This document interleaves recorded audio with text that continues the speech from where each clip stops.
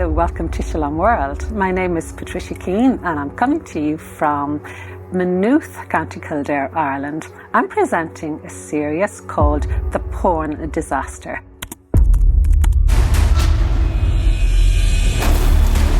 It's an anthropology. It's what do we understand ourselves to be? They're impulsive. What they are doing is they're actually running from emotions. It strips away a level of innocence. It gives them something that they really can't understand. There is no such thing as good porn. There should be no porn. This will pull you in. It's highly addictive.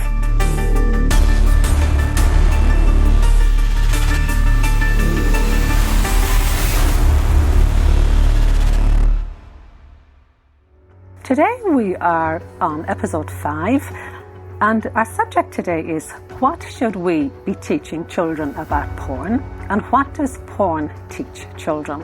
So my guests today are Father Chris Hayden, priest from the Diocese of Ferns, Ireland, Spiritual Director, St. Patrick's Seminary, Maynooth. Father Alan Hoffa, priest from the Diocese of Allentown, USA.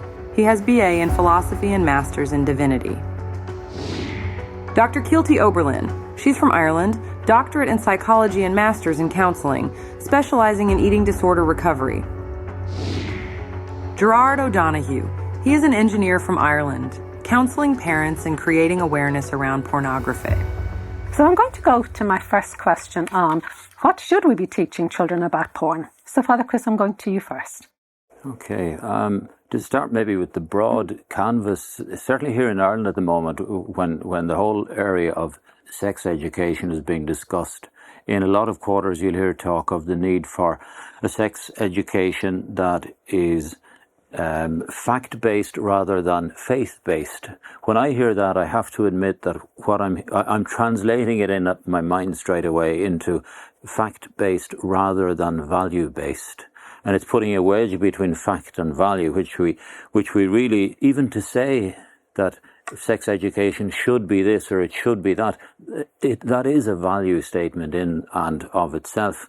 It's a statement of value. The important thing to remember is that we cannot have sex education that is value-free. And is that what they are trying to do in the educational systems? Strictly speaking, no. It's what values? They're trying to instill different values. The people on the, let's charitably say, on the other side of the argument from ourselves, they have values. They hold values very, very strongly indeed. Yes. But they're different values, and I would say they are very wrong values, and they're values that don't conduce to human flourishing. In a word, they're false values. Now, in saying that, I don't want to be overly polemical and accuse any individual of acting in bad faith, but as a matter of observable, dare I say, fact, the values that are being instilled in a purely secular and biological and biologistic and functional approach to human sexuality, they don't work. They don't make for contented, adjusted individuals.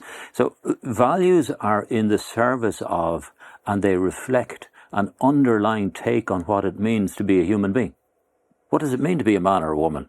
What does it mean to be a sexual person? In an earlier program, Father Alan spoke about the theology of the body, which is, strictly speaking, it's not even theology. It's an underlying, it's an anthropology. It's what do we understand ourselves to be? And that's a very good question. For instance, again, the broad canvas, when a parent rocks up to the school door with their little toddler and it's this day one of the child's multi-year education there, a very good question would be, and you wouldn't ask it as I'm about to phrase it, but to have it in your mind, what do you think my child's life is for? Because that's going to govern it to a great extent, how you educate my child. What do you think my child's sexuality is for? And if the answer is, oh, we've no idea, well then you've nothing to say, so please don't, leave it to me. Or if it's, tell me what you think that's about, so that I can make an assessment as a parent. But in any event, value-free ultimately means meaning-free. Value-free equals meaning-free equals meaningless. If somebody tells you that they have no values, either they're not telling you the full truth or they're lacking understanding, they're very gravely lacking in understanding. We cannot escape the question of values. The only question is whose values? what values? Are they good values? Are they values that conduce to human flourishing? Are they values that will turn your little child into a happy, contented, flourishing person, able to give himself and herself in love and to receive love? I want to go back to the sexual revolution, because in A Better Vision you have written about this quite extensively. And it was after a lot of research. But what I want to explore here is, how different was the teaching before the sexual revolution about the value of oneself? What was the message that the church gave about, in anthropology, about the value of the self? Oddly enough, since the sexual revolution, the church has clarified its teaching in a remarkable way, largely thanks to Pope St. John Paul II's theology of the body, which has really crystallized the whole understanding of the human person as a sexual being. The teaching hasn't changed, but it's been so refined and so developed and so clarified. So we have that tremendous stride forward, while at the very same time, in parallel, society is just, there's a loss of parameters, of handrails, of understandings, of guidance, and it's our task to be to take stock of that and take note of it, and to continue to proclaim the message that we have, because it's not, again, as we've seen in earlier programs, it's not a random imposition. It is offering wise guidance for good living. And we need to be wise to those who are undermining the possibility of a coherent picture for youngsters, those who are telling them that anything goes, really, so long as you practice hygiene and you get consent. That's a nonsensically minimalist. That's not to rubbish the idea of consent, of course not. But in and of itself and on its own, as a principle for human behavior, many people's lives have been destroyed by entirely consensual stupidity. So that's just one instance of where we have so vastly much more to offer. And we need to become better able, as priests, as parents. The challenge to us all is to become better and better able to articulate it to our kids and to model it, to live it, because we really do have a gift. And the alternative is not a gift. It's misleading at best. Father Alan, you're on the ground. You've been working in this area for many years, 7 in fact. And what are you seeing on the ground, what pornography is teaching children? One of the realities, to sort of bounce off of what Father Chris just said, we've seen a pendulum swing. Before the sexual revolution, there really wasn't a lot spoken about the good of the human body, the good of sexuality. It was something that was very quiet, very private. Then comes the sexual revolution, and we swing the opposite way, where everything is out there and open, and yet there's still that background of, but we don't talk about certain things, so it's not properly integrated. And so what we're looking at is to bring it to the center, where there's balance. And one of the things that the influence of pornography in our society today is still causing is an imbalance. For instance, one of the things that we want is for the good of relationships, especially for men to not objectify women. That, I think, is something that everybody could agree upon. And yet, pornography does that exact thing. It is not only good to objectify women, it is good to use women. That's what porn teaches children, teaches boys. What does it teach girls? Men can't be trusted because they can use you, they can hurt you, and so this is something that gets taught to them through this. The other thing is it strips away a level of innocence. It gives them something that they really can't understand at their age. Think about this. If there are certain entities, like the WHO, that is trying to, through school systems, introduce pornography as a learning model, okay, let's take a step back. Why isn't the WHO, for the sake of transportation, for instance, and helping children to get from point A to point B, encouraging that, you know what, we should give cars to 0 to 4-year-olds. We should give them a car and let them go and use it. Well, of course, that's ridiculous because they can't operate a vehicle. They don't have the reasoning to be able to operate a vehicle. And yet, something that is much more complex than putting a pedal on a brake or an accelerator and putting hands on a wheel and steering, something that's much more complex, which is our reproductive systems, our human sexuality. We're going and saying, nope, let's just hand this over and let them figure it out, or we're going to go and over-sexualize this very crucial part of an innocent stage of their body. Think about the last time that you've been in the presence of a child that has just shown a beautiful childlike innocence.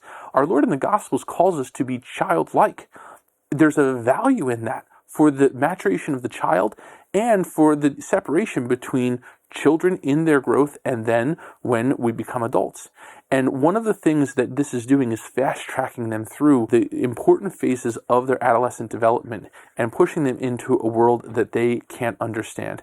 And so, and as I had mentioned also, one of the things that pornography is teaching children as well is that there are things that you can do to other children because of what they see in pornography.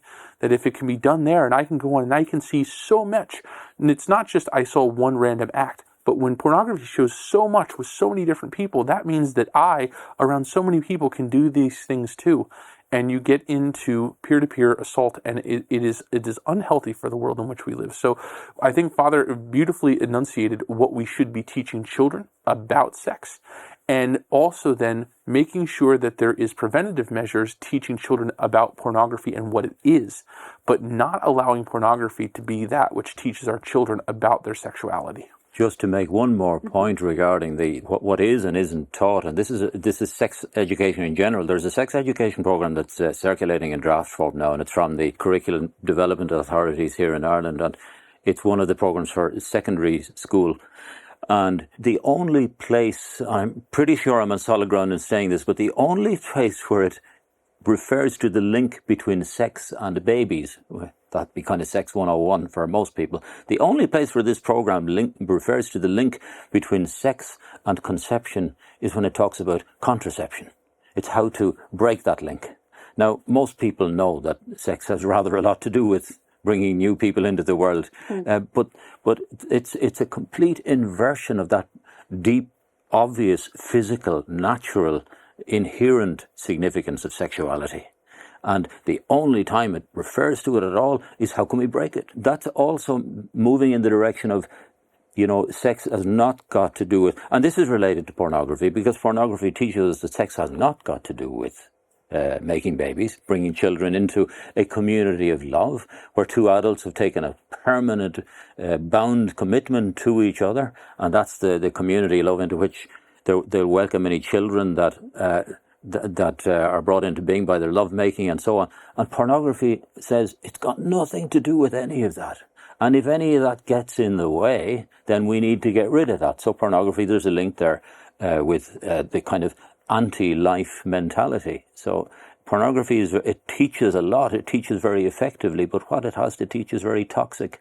And it's broader than just that. But I guess we can keep our focus primarily on pornography at the moment. Mm-hmm. You're in clinical practice, right? And you travel a lot, you give lectures, you're teaching, and you're here doing work like this. And you're seeing a lot of young clients. Are you seeing in practice what pornography is teaching 18 and 20-year-olds about sex? Unfortunately, yes. They're coming to me for my main practice is eating disorders. Mm-hmm. But see, even if my client hasn't watched pornography, mm-hmm. their peers have.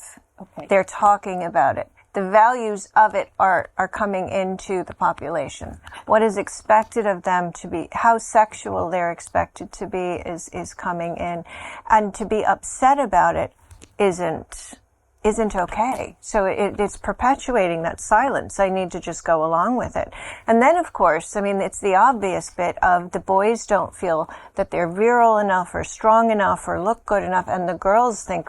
So it's setting these unattainable expectations and standards of how they should be and how they should look. Is this also feeding into eating disorders in boys? Absolutely. We're seeing a high rise in eating disorders in boys. Yeah. Father, you want to come in there? No, I'm actually going to pass over to Gerard. Yeah. Just listening, something struck me listening to the three panelists. If I can even go back a little bit further, it's one thing about what pornography teaches children, but what worries me is the education system. What are our teachers teaching our children about pornography? Because it's one thing a child will know, so inherently, we've discussed it in other episodes, that pornography is wrong. But if a teacher validates the pornography, according to the program that the NCCA and etc. have set, well, now that gives the child, and they're saying, this is actually, what I'm doing isn't too bad. It's probably okay. Everyone's at it. The teacher is acknowledging everyone's at it. And it breaks down into good porn or bad porn. What we should be, and what I'd love to see people saying is, there is no such thing as good porn. It should be no porn. This will pull you in. It's highly addictive. It objectifies especially women. It's addictive from the point of view that you'll always want to see something novel. You're not going to want to see the same thing as you saw last week. So this is going to pull you in. It's like a hard drug. So, to give the analogy of drunk driving, you wouldn't say to somebody, if you know that they're going out to discos and the person who's dropping them home is drink driving, you wouldn't say, that's all right, but just put on your seatbelt the next time. Just make sure you're wearing your seatbelt. And I think that's where we're going with this whole thing with porn, is we're breaking it up. We should be saying, don't go there. Don't touch it.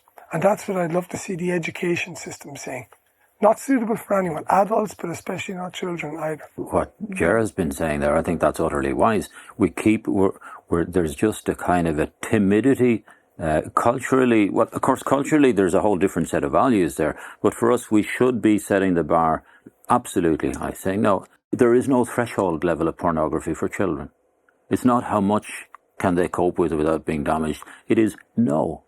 And we are doing our level best to try and ensure, and I will get on to technological stuff and solutions and all of that, but to put out the message, because we're not naysayers. Behind it all, we're offering a gift, which is a true and good value system for children, what conduces to human flourishing. So we're doing that, but we also have to fight hard the rearguard action in the cultural context in which we are, with an ever lengthening reach of the state, trying to circumvent parental values in the classroom and elsewhere. So that's the landscape. But if we're talking about, if the conversation regarding education and pornography is, if it's in any way, even tacitly, about what would be an acceptable threshold level, no, there's no acceptable threshold level. Like, you don't give a 4-year-old a car, and you don't give a 4-year-old pornography. Yeah. So the question is, how do we set about showing our young people, while pornography may look like sex without consequences, it actually has very grave consequences? Father Alan, I'll go to you first on that. One of the things that we are finding more and more now is the effects long-term that, with the ability to access pornography freely and with smartphones and it being so pervasive in every aspect, we're finding the breakdown within marriages and within relationships. One of the things, for instance, and I'm sure we'll talk about this in a future episode, is the fact of there is a rise of rape within marriages between husband and wife. Someone may say to themselves, how does that happen? Oh, it very much happens because wives are being forced by their husbands to reenact the things that they're seeing on the screen. And so when you look back at children, those people who, many of them are, as adults, are experiencing that, we're getting into that phase where they had this when they were children, and this is the impact, and it follows through. Or they don't even get to marriage, and they wonder why they can't foster a wholesome marriage. Why? Because their whole sense of human sexuality, of how you relate to a person, shouldn't it just be easy enough for me to walk up to a person and say, hey, let's have sex, let's do what they're doing on pornography, and that's how relationship works. And then they find out that the other person's saying, no, that's not how a relationship works at all. And then there's feelings of rejection, there's feelings of isolation, and then they go back and they find solace, what they think is solace, in the pornography. So there is a full continuum here of all of these things that children are learning about pornography that they carry through into adult life, and is a very warped sense of relational sexuality for them. Listening to you speaking, there's a whole array of emotions involved here. You live your life, you start your life growing up, and, it takes many years to develop an emotional intellect, where you can express how you feel. And that is, I feel humiliated, I feel embarrassed, I feel... So many people don't develop that emotional language until much later in life, when they can identify the feeling and be able to put the word there.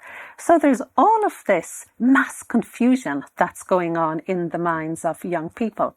And Kielty, you being the clinician, you see how difficult it is to move step by step to get the young people to where they can identify how they're actually feeling, because it's a mishmash of emotions.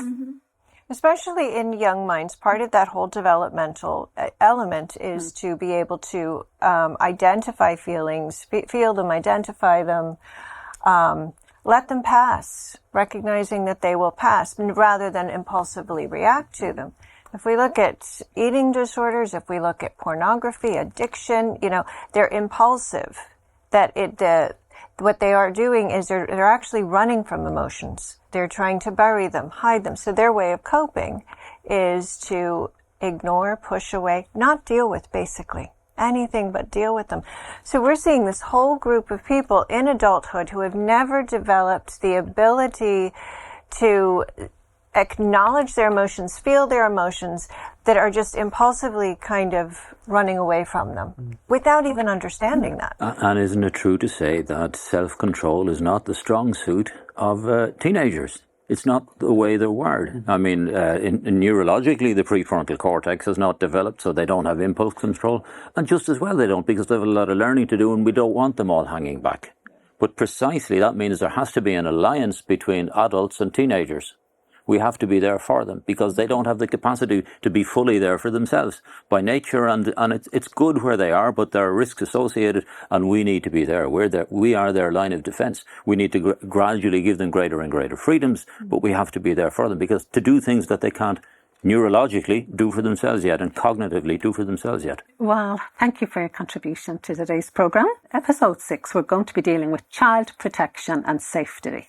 Monitoring devices. How do you protect your child? How do you go about it? Where do you get the devices, and how important it is? That'll be quite surprising when adults start doing that. So please join us for episode 6. Father, a prayer before we go. Okay, well, pornography, we've seen it teaches a very great deal, and all of its teaching, unfortunately, is toxic. Here's another lovely prayer from the Irish, and it's one that I suppose can express parents' concern for their children's welfare. May the one who brought us safely from the night bring us safely from the day, Jesus Christ and the Virgin Mary willing, ourselves and all that we have, inside and outside, far and near, keep us free and safe, ourselves and all that we have. Amen. Thank you, Father. Thank you, panelists. And we will see you at our next episode. Thank you for watching Shalom World.